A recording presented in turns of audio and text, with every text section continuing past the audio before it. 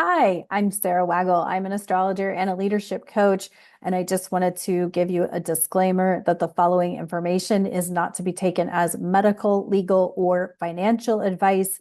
Please seek out those professionals as needed. I am simply an astrologer looking at planets and transits and letting you know what the energies suggest. That being said, if you would like to work with me one-on-one, you can click the consultations link below. I offer wellness astrology consultations where I can look at your natal charts and let you know what best nourishment or movement would best support your natal chart. I also offer the sun, moon, rising consultation. If you're brand new to astrology and you just want to get to know those main quote big three areas of your chart, that can be very supportive. I also offer a full chart consultation if you want a full chart reading, of course, and single transit consultation. So right now we are in Sagittarius season where we will have a Mercury retrograde, the start of a Mars retrograde, and the new moon in Sagittarius and the full moon in Gemini. Any of those transits or any other transits can be a single transit reading. And so if you're just experiencing something weird and maybe you want an explanation, that would be the single transit reading.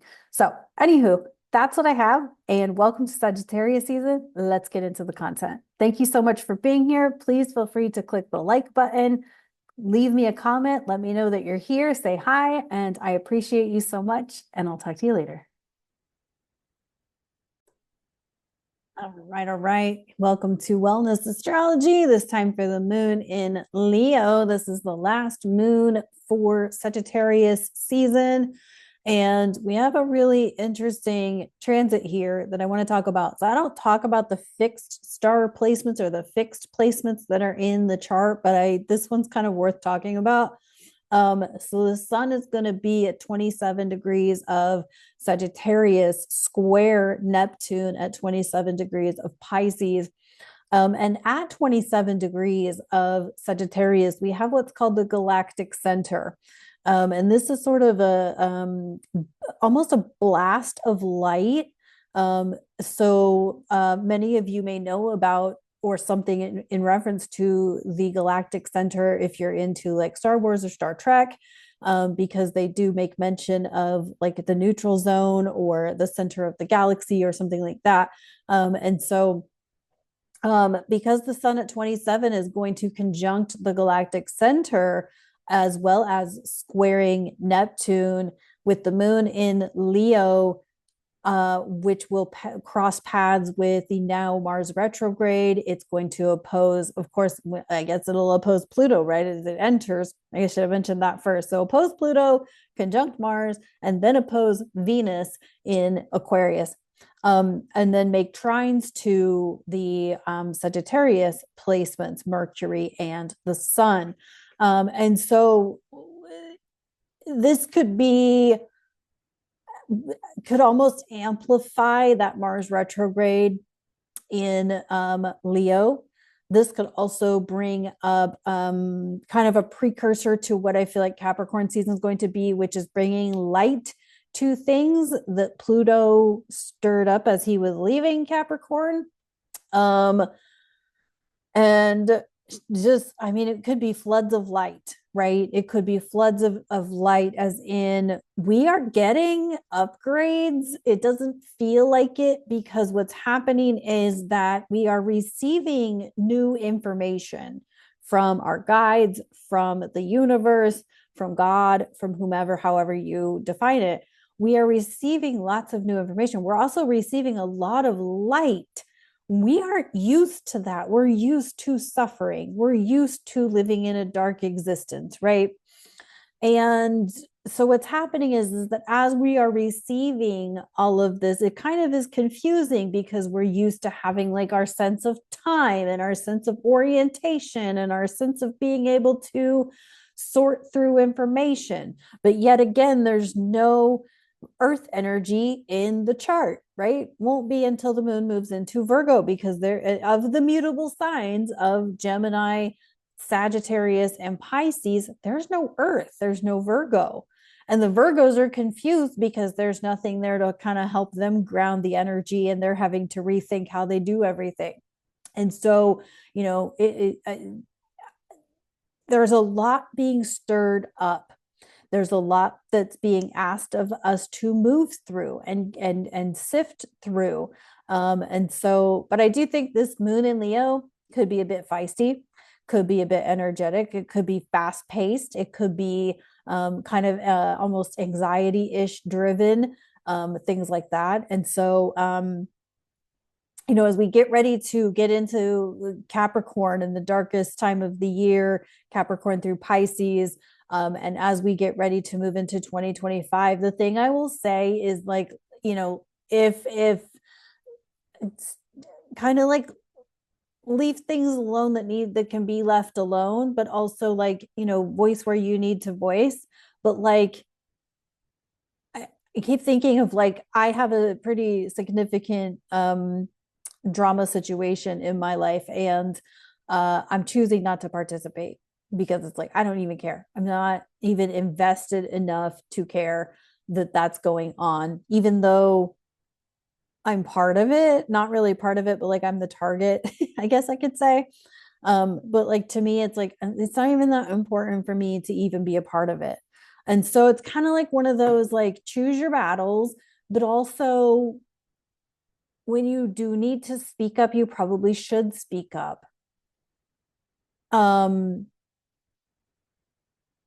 And it's also one of those, like, we could be getting so much light information that it's destabilizing to people's systems, is what I really feel. I feel like that's why many people are getting sick, is because the amount of light that's being flooded into the planet is actually making people sick, because they're so not used to this much hyped up energy. And for me, it's been like exhausting, the amount of light energy, like, but it's not so unusual that I sleep weird during the winter because the sun sets so early and rises so late. So I actually have a very weird sleep routine. But I feel like for a lot of people, like, it's destabilizing in that they don't know how to handle this much light, like their body doesn't. And many people are very confused about, and if not fearful of, their psychic abilities. They're all knowing, all sensing, all seeing, all feeling, all smelling, all of those things. People don't understand because they've been in this society where those things are frowned upon. So they're downright scared of just how psychic or intuitive they are. So it's hard for them to embrace it, right? And I also think we all have this, like, weird, like, the psychic hotline shit. Like, we got that ingrained into our systems. And so, like, we think of psychics as crystal balls and all that other hodgepodge shit, as opposed to, like, you just sense it and you just know it, or you smell something that no one else smells, and it's like, oh, but yet you were right on, spot on the whole time. Or you hear something that no one else hears. I tend to hear things that nobody else hears, and that kind of thing. So, but I think people are afraid to acknowledge that they have psychic potential. And that's a lot to do with this galactic center, Sun, Neptune aspect that's going on, is these psychic abilities coming online. And maybe you're finally, with the moon in Leo, willing to accept that, hey, you know what? I just know this. I can't explain it. I just know it. Right. So yeah, that would be me. I just know stuff and I don't know how I know it. And I'm not just talking about, like, factual information. Like, I didn't, how did I know years and years ago that the 2020s was going to be this wild, weird decade? I had no idea what the hell I was talking about. I didn't even know astrology back then. But all right, let's see what's up with the cards. We got the King of Starships upright. I think this is correct. King of Starships upright. Managing your emotions, managing your relationships. King of Starships, King of Cups upright. Managing your emotions, being able to keep them in check. And maybe this is you are able to keep your emotions in check so that you can have a confrontational conversation about a touchy topic or a touchy subject without getting overly emotional about what's going on. But you're able to just hold your own, and as soon as the conversation's done, the person's left the room, you can have your absolute complete meltdown, temper tantrum.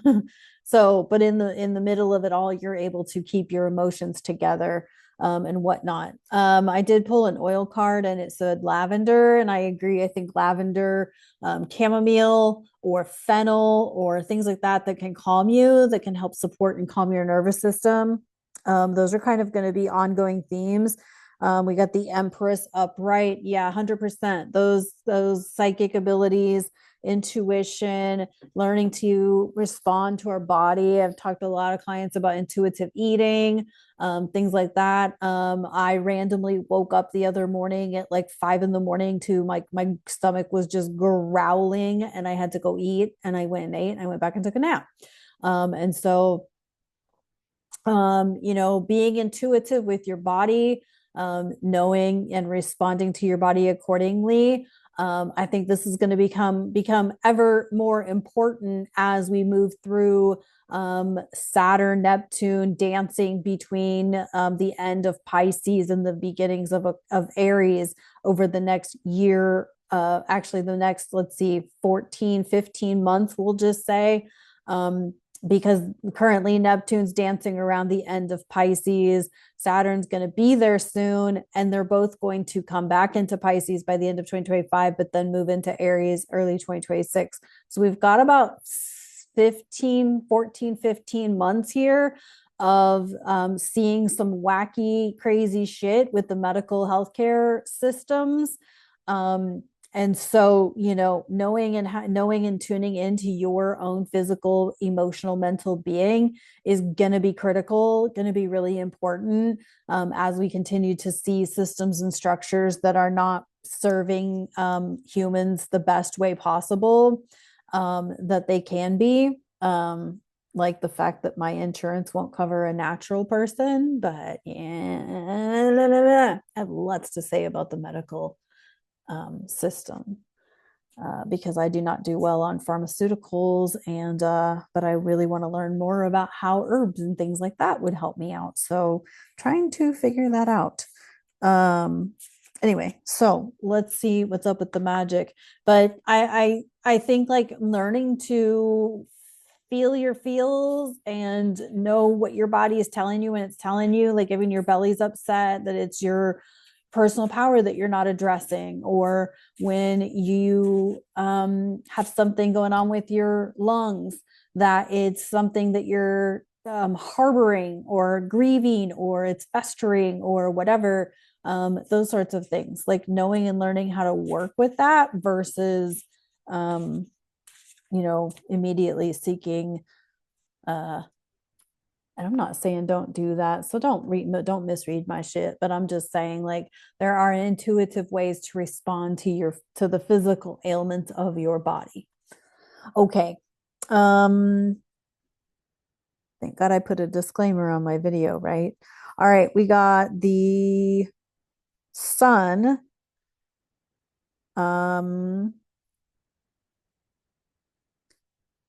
Paint the sun back into your sky. 100%. This time and space coming up is confusing as fuck. There's no way around it. And you could either sit and stew in the bullshit that's being dished out on the news media, on the whatever. You can sit and stew in the shit of watching a mind rot show or reading some mind rot lit, or you can paint the sun back in your sky and go after some stuff. Go after the things that light you up, the things that make you feel good, the things that, this is that year, this is that time and space. We're in it now with Pluto's already in Aquarius. And the nodes are going to shift soon, and the world's going to look like a wacky thing, but in the end, it's your canvas that you're in charge of. It's your story that you're in charge of. It's your art project that you're in charge of, and nobody else's. And yeah, You can't fix other people's karma, much to our dismay. We cannot change other people's karma. We want to save people from their fate, but we can't do that. We're not responsible for that. And that is a really bitter pill to swallow sometimes, because I've seen people go through some shit that I'm just like, damn it. Didn't want them to have to go through that. Didn't want to be right about that. Didn't want to, but that's that. All right. I hope this was helpful. I'll see you guys for the next video. Take care.